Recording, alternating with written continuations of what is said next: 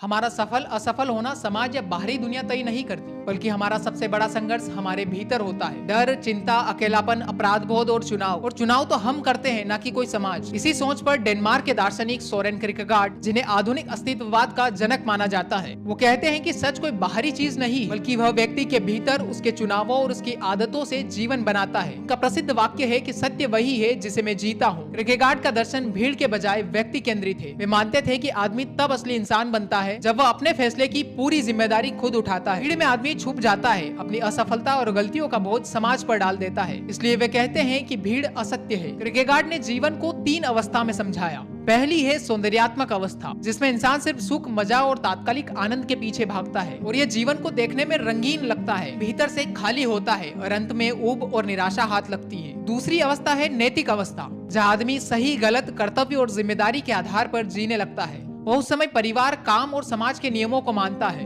पर यहाँ भी उसे पूरी शांति नहीं मिलती और यहाँ पर उसे भीतर की बेचैनी बनी रहती है। तीसरी और सबसे गहरी अवस्था है धार्मिक अवस्था। यहाँ इंसान तर्क से आगे जाकर विश्वास की छलांग लगाता है। वह भगवान के सामने अकेला खड़ा होता है और भीड़ बिना प्रमाण और सिर्फ अपने विश्वास के साथ खड़ा रहता है। यही अवस्था है जहाँ आदमी खुद को जानता है और खुद के अर्थ को जानता है।